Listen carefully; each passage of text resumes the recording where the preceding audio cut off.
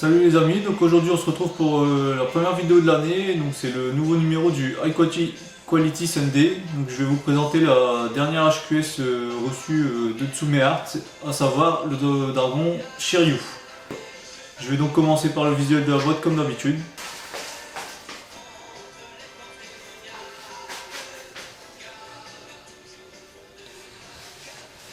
Donc ici en fait Tsume a voulu reproduire un peu les designs des boîtes d'armure des chevaliers. Donc on voit ici la face avec le dessin du dragon. Donc ici la licence NCA, HQS par Tsume. Donc ça fait un effet un peu métallique, un peu comme les boîtes des chevaliers. Donc sur le côté comme toujours on reste sur le même design avec le logo de Tsume Art. Donc de l'autre côté c'est pareil. Et donc ici derrière, donc toujours le HQS par Tsume, Chevalier Zodiac, donc Shiryu. Donc ici on a un visuel complet de la HQS. Ici on a deux zooms sur le visage. Ici on a un zoom sur une des têtes du dragon. Donc auto et animation, le petit logo pour dire que c'est un produit authentique. Le logo de Tsume toujours. Donc c'est une statuette qui fait à peu près 37 cm de haut et qui pèse 7 kg, donc elle est un peu plus lourde que ça. Donc elle a été éditée à 1200 exemplaires. Donc le sculpteur Mohamed Aïe, le peintre Guillaume Emery et le superviseur comme toujours c'est Cyril Marshall, donc le patron de Tsume. Donc c'est une boîte qui est très imposante. Je pense qu'avec Hitachi c'est la plus imposante que j'ai. Donc quand je vois à l'époque quand j'avais la HQS de Iki, quand je vois la différence de taille au niveau des boîtes, c'est phénoménal.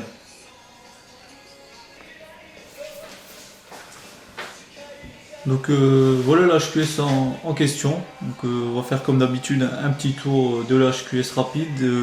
Aujourd'hui je vous présenterai pas le personnage, je pense que c'est pas utile. Les Chaudias c'est comme une licence très réputée et Shiryu est connu de beaucoup de monde. Donc je vais passer ce passage là pour cette fois.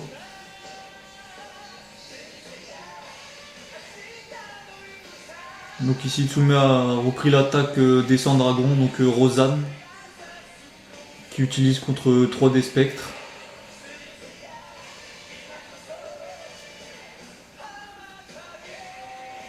Donc, comme vous pouvez le voir, elle est vraiment imposante, hein. Là on voit les corps des dragons, c'est vraiment magnifique.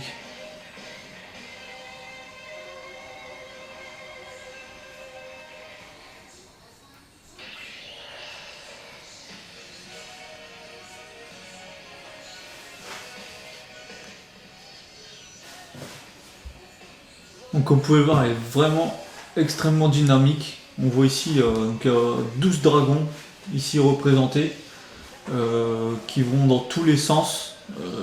Elle est vraiment très détaillée. On voit ici les dragons la gueule ouverte, ici au niveau des moustaches.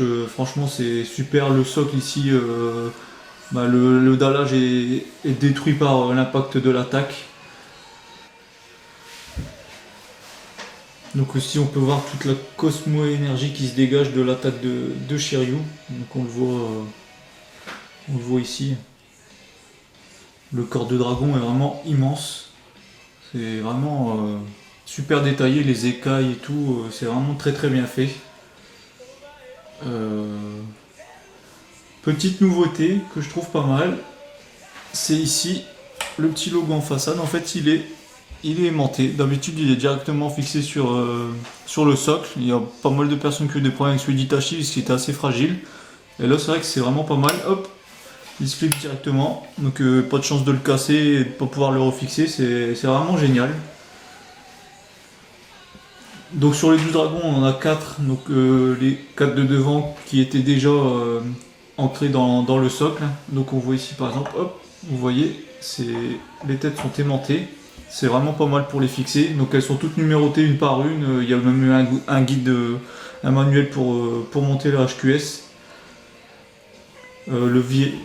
On voit les cheveux de Shiryu qui sont en mouvement avec le vent provoqué par l'attaque. L'armure est très détaillée. Elle a un côté brillant, métallique qui rend vraiment bien. Ici on voit le sang au niveau des yeux, pas du fait des attaques de ses ennemis.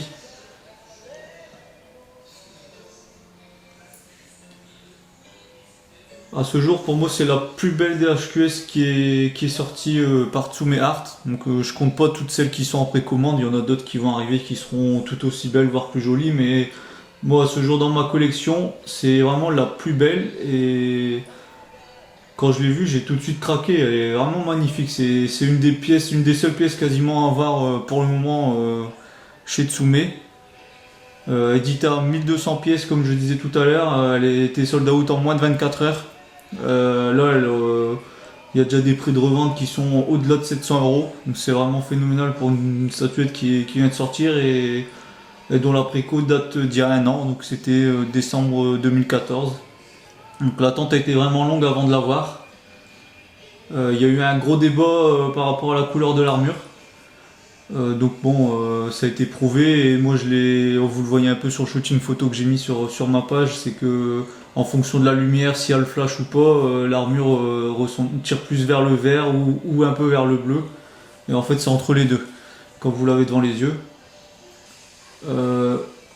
Petit truc que moi j'aurais aimé, et ça a été fait avec Shaka, c'est une tête interchangeable où par exemple Shiryu aurait eu les yeux fermés.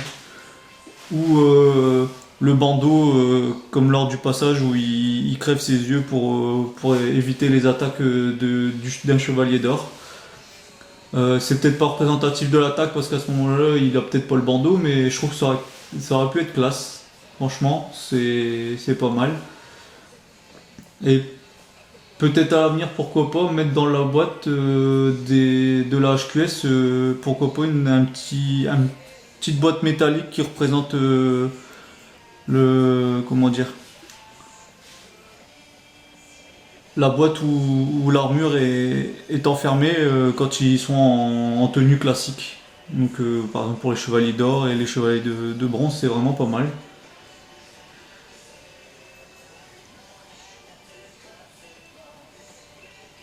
J'ai aucun reproche à faire sur cette HQS. Le travail qui a été fait est vraiment phénoménal.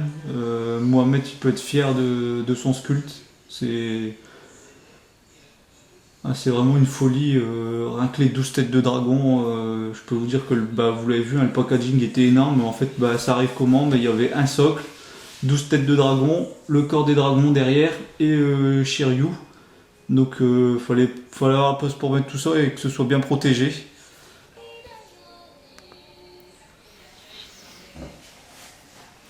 Donc sur la licence Senseiya, on peut dire que c'est celle qui se démarque le plus.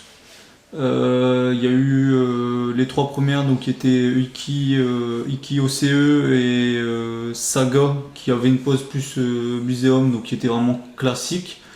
Shaka avec les fantômes derrière sur la boule, elle était déjà un peu plus dynamique, mais celle-là elle passe carrément un cap et elle est vraiment, c'est une des plus dynamiques que Tsume a produite à ce jour. Elle est, pour moi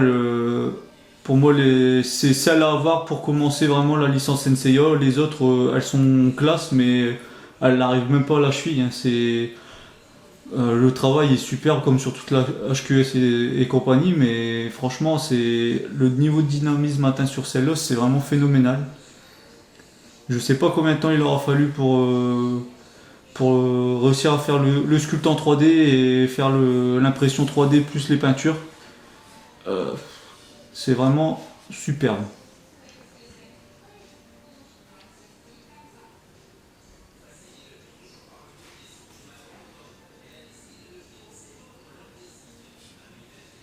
Donc, comme vous avez pu le voir, le prochain chevalier à arriver ce sera Ayola. Donc là encore une petite innovation avec une LED sur un des points d'Ayola pour représenter son attaque. On verra ce que ça donne. Elle a l'air d'être vraiment superbe sur photo. Je la trouvais sur photo, je trouvais qu'elle a un petit plus par rapport à Shiryu. Mais en ayant la Shiryu dans les mains, je ferai plutôt la comparaison quand j'aurai les deux à la maison. Parce que là, je trouve clairement que Shiryu, par rapport à la pièce réelle et la photo, il y a quand même une différence. Et je trouve qu'elle est plus jolie que Ayola. Donc je vous dirais ça fin de cette année, début d'année prochaine quand on la recevra. C'est vrai que l'attente est toujours très longue. Pour un passionné et pour un fan, quand vous commandez un produit, vous aimez bien l'avoir rapidement. Donc bon, on n'est jamais pressé parce qu'on sait que généralement avec la production, s'il y a des petits soucis ou s'ils veulent améliorer certaines choses, c'est toujours un plus pour nous. Mais c'est vrai qu'un an, ça fait long. Donc là, sachant que je l'avais commandé avant au Tsume Fan D2, donc certains l'ont pu la précommander lors de l'ouverture en décembre, mais pour ceux qui étaient au Tsume Fan D, elle était disponible en septembre. Donc son prix était de 449 euros. Donc pour vous dire que les prix ont déjà grimpé alors qu'elle est seulement sortie. Certains l'ont payé 1000 euros. Je trouve que c'est affolant. Ça vaut pas ces prix-là pour moi. Et maintenant, on le voit avec notamment Ayola qui était sold out en 10h30 seulement. Donc, il a pété carrément le record de Shiryu qui était limite à 24 heures. Un petit peu moins. Et il y a 400 pièces en plus qui sont éditées. Elle sera éditée à 1600 pièces. Donc maintenant, c'est si vous la voulez, il faut l'acheter, il faut pas hésiter, il faut pas attendre 24 heures, faut pas attendre, faut acheter direct. En plus, avec les facilités de paiement que donne Tsume, c'est vraiment pas mal.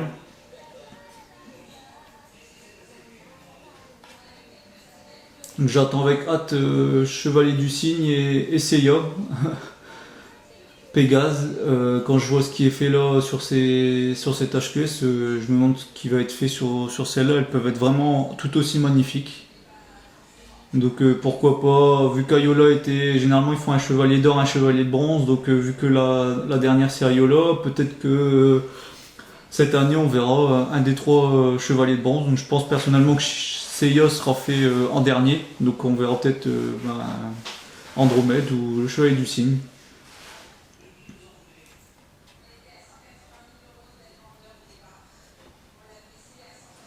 Bon, il y a toujours quelques petits défauts de peinture, hein. C'est fait en série, hein. C'est fait en Chine. Le gars passe sa journée à peindre, et donc imaginez, hein, ils ont fait 1200 têtes de dragon x 12, donc c'est vraiment énorme.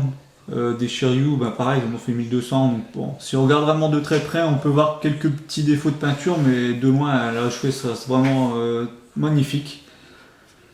Il n'y a aucun regret sur les produits, hein, c'est comme tout. Bon, après, il y a certains où le proto est magnifique et puis le produit d'usine sorti, bah, il y a vraiment, c'est le jour et la nuit. On l'a vu notamment sur certaines Bandai, les Figure X0 qui sont sortis il n'y a pas longtemps, donc celle de Goku et de Trunks, où il y a vraiment un écart phénoménal. Donc ceux qui les ont achetés les trouvent encore jolis, mais c'est vrai que par rapport au produit qui est présenté et mis en vente en photo, il y a vraiment une grosse différence, alors que là c'est pas du tout le cas.